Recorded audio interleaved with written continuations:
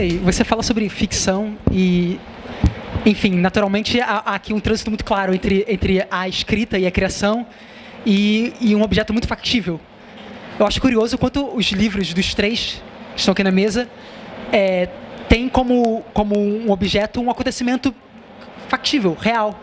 O seu livro narra episodicamente cada uma das partidas, e assim como Contos da Colina fala sobre cada um personagens, jogadores de futebol do Vasco da Gama.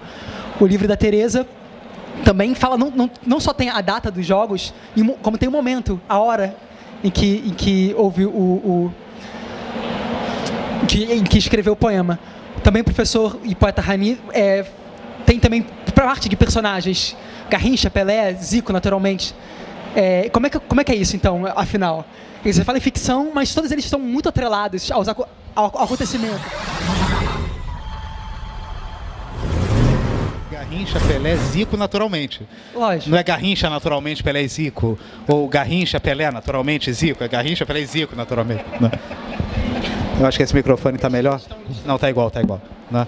Claro, porque no fundo, quer dizer, existe um fato principal aí. Quer dizer, que o futebol não é literatura, o futebol é futebol. Futebol é o jogo que se joga nas quatro linhas, né? Por isso que quando algum intelectual como, não vou citar nomes, diz, odeio futebol, veja que coisa, a violência entre as torcidas, eu penso imediatamente que alguém que não sabe o que é um escanteio não pode dizer que odeia futebol. O futebol não é violência entre as torcidas. O futebol é outra coisa. O futebol é um conjunto de práticas, não é? Que primeiro estão dentro das quatro linhas para depois sair das quatro linhas, né? Então, por exemplo, o Elcio acabou de dizer que hoje a imprensa brasileira ligada à crônica esportiva é composta em sua maioria por tecnocratas. Numa época em que a crônica esportiva brasileira era composta por tecnocratas e por homens sensíveis, um desses homens sensíveis, que é o Nelson Rodrigues, era capaz de ver o Didi jogar e de batizá-lo de príncipe etíope. Mas o Didi não seria jamais um príncipe etíope se ele não fosse etíope e se ele não tivesse um futebol capaz de despertar no seu cronista a gana de chamá-lo príncipe, né? Então, primeiro o futebol é jogado no campo para depois o futebol virar o que ele é fora do campo, que é o nosso discurso sobre ele, né? Então, de fato, claro, o futebol tem lá a sua irredutibilidade desportiva, né? Que é a jogada do Zico, né? No caso desse livro, que é, por exemplo, este Barbosa, que eu fiz questão, isso é engraçado, né? Coube me escrever o conto a partir do Barbosa. E sabemos todos que o Barbosa é aquele que sempre tem que lidar com o fantasma da final de 50. Mas eu sou Vasco, eu não sou Brasil. Então não estou nem aí para a final de 50. É claro que eu estou falando me peba. O meu discurso é um discurso interesseiro. Não é? É claro que eu estou preocupado com a final de 50. Mas como Cruz Maltino, eu não estou preocupado com a final de 50. O Barbosa é o goleiro do título de 49. É o goleiro do Sul-Americano de 48. Né? Então o meu conto, que se chama As Espessuras do Tempo, em homenagem ao Barbosa, não se refere nem por um segundo à final de 50, a não ser na metáfora que eu construo, que é a figura de São Sebastião ser a figura principal dentro do universo simbólico deste conto, que é a ideia do sacrifício, né? Fora isso, eu não me refiro jamais à final de 50, porque não me interessa. Como torcedor do Vasco, o Barbosa é o goleiro que defendeu um pênalti na final do Sul-Americano de 48, em que o Vasco foi campeão contra o River Plate. Acabou, não é? Então existe, a literatura possibilita exatamente isso, quer dizer, a partir do fato histórico, ou seja, cada um dos jogos da Série B, ou o Barbosa, ou o Danilo, etc., não só estabelecer um mais além de fantasia que o jogo já tem, né? Ou a transgressão da transgressão, porque o jogo já é ele próprio uma transgressão, né? Mas estabelecer no registro que só a literatura tem, sendo ela o único discurso dentro dos discursos que está sobremaneira preocupado consigo mesmo, e nesse sentido a literatura é o que há de mais distinto do futebol, porque no fundo o futebol precisa do gol, né? Precisa ganhar, e a literatura não precisa ganhar. Mas alguém poderá dizer, mas o futebol também não precisa ganhar.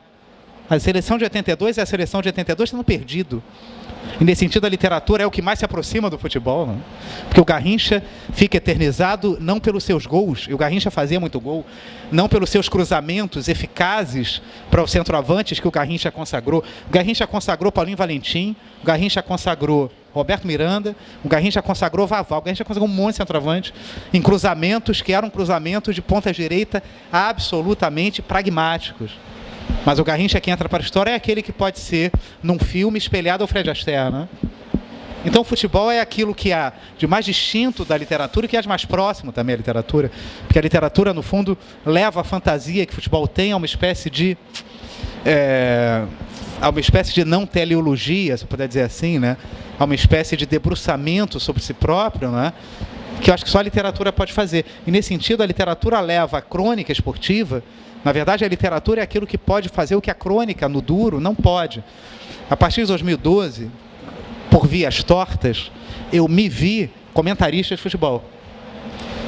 Comentando futebol no rádio, comentarista mesmo, escrevendo crônicas de comentarista para o Facebook, né?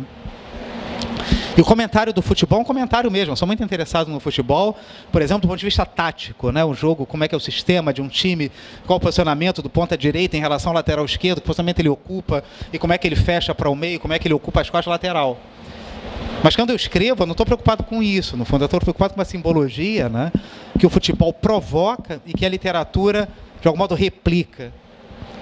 E nesse sentido, a literatura reinventa o jogo, né? Então, a partir do fato histórico, a literatura faz o seu próprio fato, né? Que é a ficção e que, no fundo, é outro jogo em cima do jogo jogado. Eu vou ler um poema para você, justamente para ilustrar isso que você acabou de dizer. O poema chama-se Maracanã. Qual a página? Oi? Qual a página? Página é o poema 9. O poema 9. A página é 40. E eu dediquei justamente ao Chico Buarque e Pelé. Chico Buarque porque ele é um grande tricolor. Certo? E Pelé porque é Pelé, não tem jeito. E Tostão, o craque não tem explicação, ele é. Mitos não se contestam, vivem-se.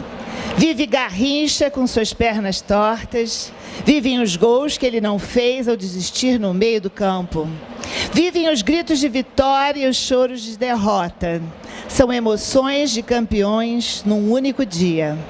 Vivem jogadores e torcedores mesclados nessa sinfonia de corpos e sons, suores e medos. Vivem para ganhar. Ainda está no livro dos recordes, o maior público do mundo num jogo que não queríamos ter visto. Registrou-se a dor? Sempre haverá novos ídolos e novos mitos nesse mesmo lugar. Eis sua casa, a do 1000º gol, a dos tricampeonatos, a dos tricolores, rubro-negros, alvinegros, estrelas solitárias, caravelas ao mar. Viva a todos os heróis.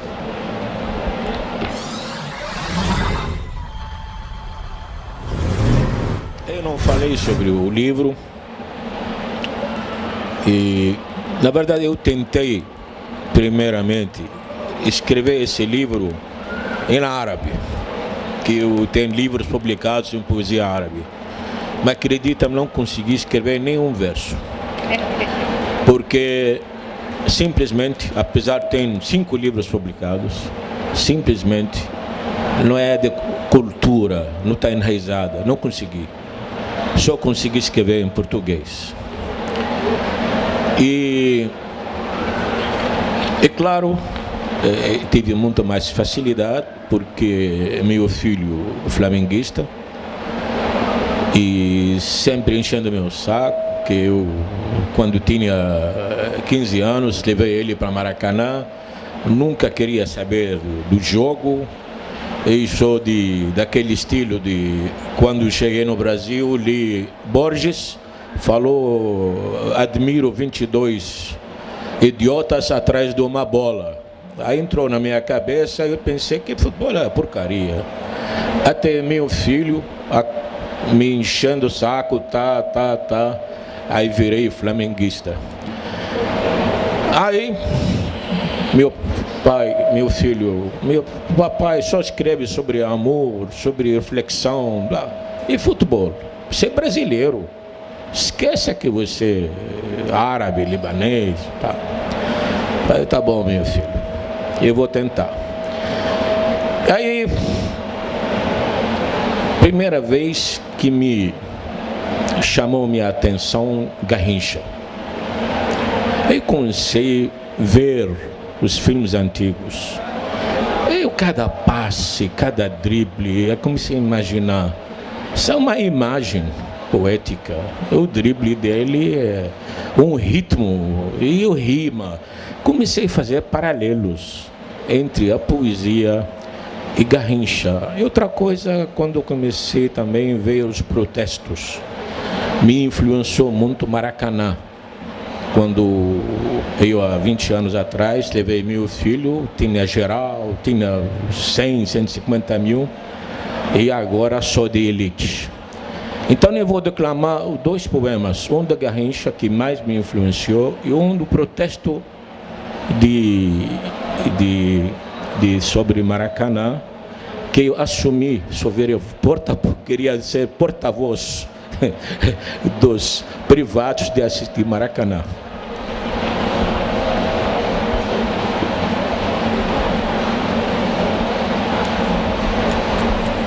Garrincha, o que falo do poeta acolá, que em lugar de tocar as cordas das palavras, enganou-se e tocou a bola. O seu toque no seu passe, assim que a bola passa, uma melodia de uma alma que dança.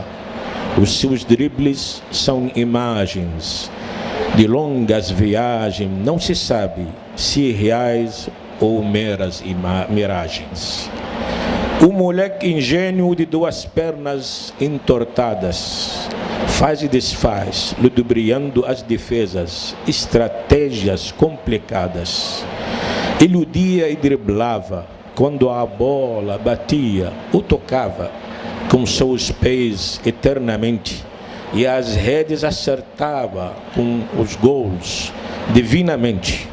Não há limite para seus ardilosos deslocamentos no campo, certamente, nem para sua estonteante velocidade em que ultrapassa os horizontes da realidade. Para os seus marcadores era diabólico e infernal. Em tudo que mexia era um toque de alegria, de magia e genial. Se Pelé era o rei do espetáculo, o Garrincha o divino oráculo. A segunda parte de Garrincha, quando Garrincha passava a bola, qual um poeta tocado por uma força celestial, ou uma música que buscava a melodia sobrenatural, era qual o dançarino atrelado com seus passos à harmonia, e jogava por pura intuição e pura alegria, e arrancava num lapso de segundo e se lançava no espaço como explosão, como a leveza, a maestria de um relâmpago na escuridão. O seu drible, uma sintonia tocada por seu pé, esculpido pelos anjos divinos com muita fé. Então essa aí, o Garrincha era para mim. Claro, em contrapartida, eu fiz sobre Pelé. Nos livros vocês vão ver, e mais ou menos, se Garrincha era por mera intuição, explosão do corpo físico, e Pelé era, na verdade, as jogadas dele são um resultado de reflexão. Claro, não podemos esquecer a habilidade física dele. O manifesto do Maracanã, que eu protestei, sempre foi o Maracanã o lugar do povo. Sendo velho, ficando novo, vai continuar o lugar do povo. Podem reformar, podem melhorar, podem diminuir, podem aumentar, podem numerar as arquibancadas e com novas medidas podem diminuir as torcidas, mas não vou deixar por nada de frequentar meu Maracá do Novo, que vai continuar o lugar do povo, da minha geral. Nunca vou desistir.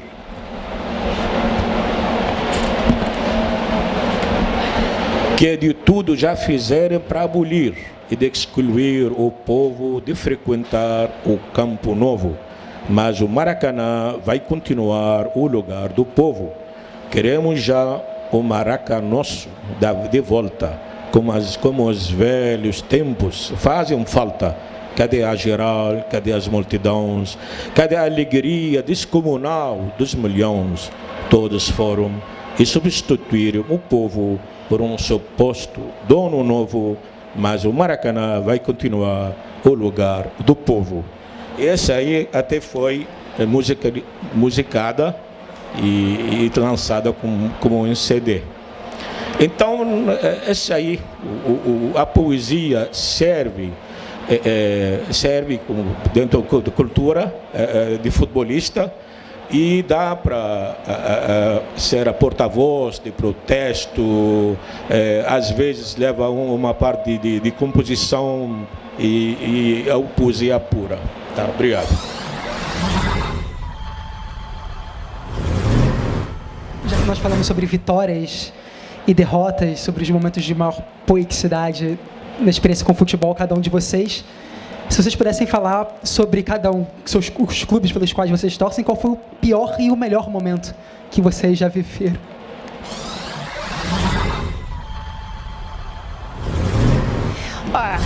Eu sou tricolor desde 8 anos de idade, desde que aprendi, eu fui nadar na piscina do Fluminense. A história do Fluminense, que eu conheço de orelhada, evidentemente, porque quando eu era pequena e escolhi que eu ia ser torcedora do Fluminense, não sabia nem bem o que era isso, mas era, porque minha amiga era, eu estava no clube do Fluminense. Para mim, eu não tinha a menor ideia do que fosse, mas é como se você escolhe uma casa para estar. Eu não entendia de futebol, eu não precisava entender de futebol, mas ser fluminense me fazia sentir parte de um grupo de pessoas que tinham um determinado jeito. Quando eu comecei a fazer meu livro, eu descobri que você reconhece um botafoguense quando olha para um, você reconhece um flamenguista quando você descobre qual é o jeitão dele, você sabe que cara tem um vascaíno, eu falei, esse cara não é Botafogo, não é Flamengo, ele é Vasco. Você sabe, está na cara dele, impressionante isso. É algo que eu passei a estudar, porque eu, exatamente como você disse, o futebol para mim é assunto, não é jogo. Eu não quero nem saber o que eles estão fazendo em campo. Eu entendo, eu gosto, mas eu não preciso ficar assistindo tudo que é jogo. Então, de repente, quando eu cheguei no Rio de Janeiro, eu morava em São Paulo, vim para cá. O Fluminense estava, sei lá onde, terceira divisão, segunda divisão, não sei o que aconteceu com o Fluminense, que em vez de estar onde tinha que sempre estar, como grande time, estava lá rebaixadésimo. Eu não sei nem por que isso aconteceu. Mas foi um amigo flamenguista que me ensinou o que estava acontecendo com o Fluminense, que não era mais o time daquela época áurea. A única vez que eu fui ao Maracanã assistir um Fluminense América, olha só, eu tinha 15 anos, não, essa história é histórica, e entrei correndo assim, ia para as cadeiras, porque o namorado da minha amiga tinha cadeira. Então a gente pegou o elevador, aí eu entro no elevador correndo, tinha 15 anos, então entrei no elevador correndo, dei de cara com um homem lindo, escondido no canto, e se encolheu, aquele olho azul assim. Tudo bem, fui para outro canto. O elevador encheu, todo mundo entrou, e a minha amiga começou assim, é o Chico. Falei, o quê? É o Chico. Falei, que Chico? É o Chico Buarque. Falei, quem? Tá ali. Falei, era aquele cara que eu tinha visto quando entrei no elevador. Eu não reconheci o Chico, para você ver que ele é um cara absolutamente normal. Eu com 15 anos não me toquei. Aí, evidentemente, eu estava dentro do Maracanã assistindo um Fluminense América com o Chico Buarque de Holanda. Então, para mim, isso foi a glória, né? Vamos combinar aqui, respirar o mesmo ar que ele, a gente desmaia, não adianta. Exatamente. Então, para mim, ser fluminense era pertencer a um time onde tinha os homens mais inteligentes. Era uma coisa assim sensacional. Você é claro, mas olha pra mim, eu tenho um cara de quê? Justamente isso eu aprendi, que as pessoas, cada um tá com a sua turma. Eu posso comer comida com a mão, mas eu aprendo isso também, porque me ensinaram a comer de garfo e faca, caramba. Tem que lembrar de onde eu venho, cada um tem a sua origem. Mas falar de futebol pra mim era como se eu aprendesse, eu aprendi a ter paciência com os homens que gostam de futebol. Eu não tinha. E era casada com um flamenguista que assistia tudo que era jogo, até de várzea. Futebol era com ele. Ele perdia a compostura quando assistia futebol. Falava palavrão e tudo mais. Eu falava, meu Deus do céu, desliga essa televisão, porque eu não preciso de um cara falando pra mim o que eu tô vendo. Não, eu deixei essa postura chata e arrogante de mulherzinha que não aguenta futebol para entender que existe uma alma no futebol, uma história brasileira no futebol, uma história do mundo em que não tem, isso eu escrevi num dos poemas, não tem nada que concentre a humanidade como o futebol, nada que mobilize mais. A gente pode adorar qualquer outro tipo de jogo, as Olimpíadas, o que for, mas o futebol pega a pessoa. Então, os melhores momentos para mim foi saber que eu pertencia a esse grupo e, ao mesmo tempo, mesmo sem entender patavina, para mim, escrever o livro foi uma forma de eu entender algo que eu não teria forma de entender de outra maneira, senão pesquisando e lendo, abrindo o meu coração para uma coisa que era ininteligível. Eu não sabia o que era futebol na carne, porque eu não assistia, mas eu sabia o que era na alma. Na alma eu sabia que o futebol fala mais alto, porque a gente está cercado de torcedor. Está cercado de vascaíno, está cercado de flamenguista, está cercado dessa gente que só... Gente, a coisa mais niveladora, do porteiro ao presidente, o futebol é igual para todo mundo, é a única coisa, a mais democrática que tem, é o futebol. Então, a gente acredita no mundo que, se uma coisa nivela as pessoas, o mundo tem salvação. Através do futebol, nós somos iguais.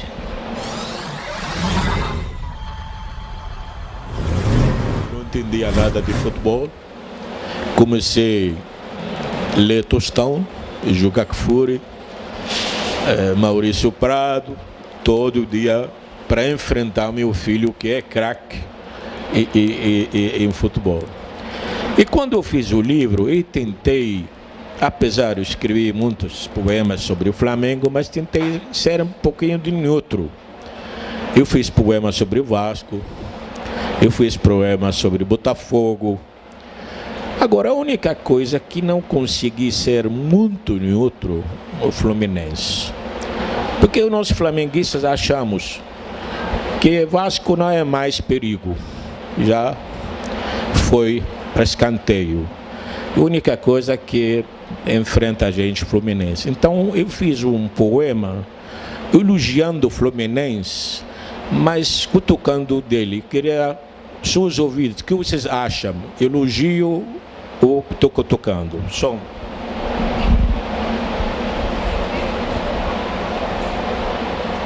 O Fluminense, você é um time de virada. Cai, se levanta, se abate e se arrebita. E com orgulho segue a sua nobre caminhada. Um herói no levante e sagaz na caída. As vitórias vêm e vão. Você lhes pega nas beiradas. Os reveses, os tropeços não afetam a sua história em nada. De sua trajetória, como uma linda história, saiu a sua maior goleada. Foi o Flamengo que emergiu como um time de fada e virou-se a entidade mais querida e amada. Agora, eu não sei se estou elogiando ou estou cotecando. Aí eu fiz uma vez, quando ela falou que Fluminense caiu, eu fiz um poema, chama-se O Tapetão. E Tapetão, claro, critiquei Fluminense, critiquei a Unimed, mas quando quis publicar o livro, e tirei grande parte, para não depois entrar processo, essas coisas. Mas eu mantive a segunda parte do Tapetão. O castigo merecido à portuguesa. Era moleza, para acabar de vez com qualquer revés ou rebeldia da safadeza. Foi uma advertência de primeira instância para os clubes de menor relevância. É um puxão de orelha para não cruzar a faixa vermelha, senão serão pecados pelas ferrões de abelha. Os doutores da lei esportiva interpretaram as razões lateral e tecnicamente, mas os gols que foram para a vitória, a justificativa, foram anulados praticamente e a moral se perdeu efetivamente. Então eu teria o parte de Fluminense, já tirei, mas também eu assumi a porta-voz dos protestos sobre às vezes fazem tapetão e gera a raiva do povo. Tá. Obrigado.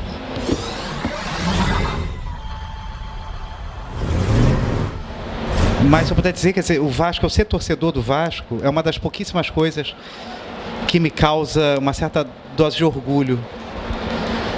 Por dois vieses, pelo viés político e pelo viés literário. O viés político é o fato de o Vasco ser, dos grandes clubes cariocas, sobretudo, e brasileiros, né, o único que é de fato resistente do ponto de vista político. Eu vivo numa cidade que tem 3 clubes de elite, Fluminense, Flamengo e Botafogo, né? 3 clubes de Zona Sul do Rio de Janeiro, completamente distantes de qualquer perspectiva popular. E eu sou torcedor de um clube de São Cristóvão, que foi fundado na zona portuária do Rio de Janeiro, mais ou menos onde estamos, né? E que, para ser aceito na chamada primeira divisão, teve que fazer o que nenhum outro teve que fazer, né? E, nesse sentido, o Vasco ter a glória que é São Januário, quer dizer, que até hoje é o único estádio decente entre os grandes clubes do Rio de Janeiro. O Flamengo não tem, o Fluminense não tem. O Flamengo não tem, nem sonhou com um estádio. O Fluminense tem aquele estádio em Álvaro Chaves, que no fundo nem estádio mais é. E o Vasco tem o estádio que tem, que foi uma obrigação que a Liga, então, dos anos 20, impôs ao Vasco para que o Vasco fosse aceito. É um marco, de algum modo, de um clube que é um clube fundado como resistência, né? Resistência ao elitismo de Flamengo, Fluminense e Botafogo. São clubes de elite mesmo, e até hoje são. O Fluminense, até os anos 70, fazia com que os profissionais entrassem pelo fundo, né? E foi o Tele Santana que fez com que isso mudasse no Fluminense. Isso foi um papel do Tele nos anos 70. E, portanto, quer dizer, quem frequenta o Flamengo é a população do Leblon e da Gávea, né? E no caso do Vasco, não. O Vasco é o clube que aceita negros e que, no fundo, impõe, né, no futebol brasileiro uma revisão do papel mesmo do negro no futebol brasileiro, que vai ser tema de muitas reflexões, né? Então, no sentido político, eu tenho muito orgulho de ser Vasco. No sentido literário, mais ainda, né? Porque o Vasco da Gama que entra na cultura não é o Vasco da Gama heróico e militar dos descobrimentos portugueses, é o protagonista dos Lusíadas. Então, meu clube, e eu lamento pelos outros, é o único que tem como personagem, que tem como nome um personagem do Camões, né?